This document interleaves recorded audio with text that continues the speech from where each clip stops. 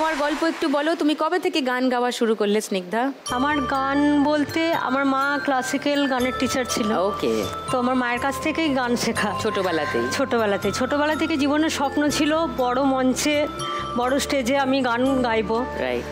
তো আমি সেটা কোনোদিনই করে উঠতে পারিনি। আজকে হবে তোমার স্বপ্ন পূরণ, কারণ এখানে তোমার গান শুনবো আমরা। ঠিক আছে? তুমি ছোট বয়স থেকেই গান গাইতে? হ্যাঁ, আমার জীবন যুদ্ধ অনেক বড়। আচ্ছা। হ্যাঁ, আমি খুব ছোট বয়সে বিয়ে করে ফেলি। তার আগে আমি মামা বাড়িতে খুব কষ্টের মধ্যে মামা বাড়িতে মানুষ হই। আমার মা ওখানে রেখে গানের ক্লাস চালাতো। আর বাবা? বাবা নিরুদ্দেশ। মানে আমি যখন খুব ছোট তখন থেকেই বাবা নিরুদ্দেশ বলতে আমার মা লখনৌতে সিটি মন্টেসরি স্কুলে চাকরি করতো, মিউজিক টিচার ওখানে ছিল। তো আমি ওখানেই আমার জন্ম। আচ্ছা। তো আমার জন্ম হওয়ার পরে মা ওখানে চাকরিতে চলে যেত আমাকে ছোট অবস্থায় বাড়িতে ফেলে।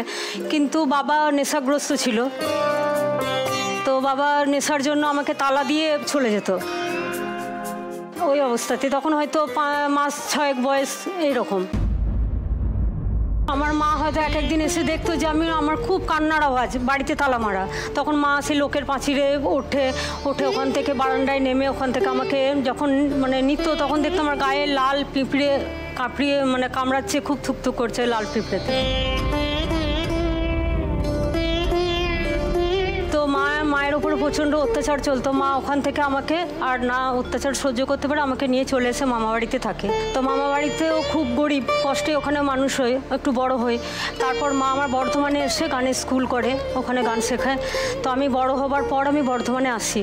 তো ওখানে আবার পড়াশোনার লাইফে এক মানুষ চলে আসে, তার সাথে ভালোবাসার গড় বাঁধি। তো তারপরে আমার 7 দিনও যায়নি, আমি প্রথম মার খেয়েছিলাম বিয়ের পরে। হ্যাঁ। কেন? কারণ জানি না, এরকম হুটহাট ওই নেশা করে হুটহাট করে রাত্রে মারধর করে দিনের বেলায় বলতো যে আমার কিছু মনে নেই। বাবার হাত থেকে বেরিয়ে বরের হাতে?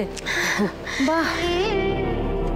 তো তারপর আমার ছেলে মেয়ে হয়, ছেলে মেয়ে হওয়ার পরে ছেড়ে দিয়ে চলে যায়। ছেড়ে চলে যাওয়ার পর আমি তো পুরো একা হয়ে যাই ছেলে মেয়ে নিয়ে ভাড়া বাড়িতে। তো তখন থেকে আমার জীবন যুদ্ধ শুরু হয়। ছেলে মেয়েকে মানুষ করার জন্য আমি এখানে ওখানে অনেক জায়গায় কাজ করি, কিন্তু সেভাবে রোজগার হয় না।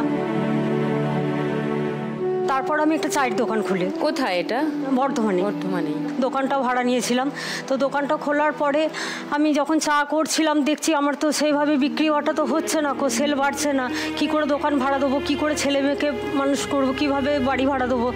তখন আমি চিন্তা ভাবনা করলাম যে গানটা তো আমার এই অভাবের জন্য আমার গানটা তো আমার পুরো চাপায় পড়ে গেল।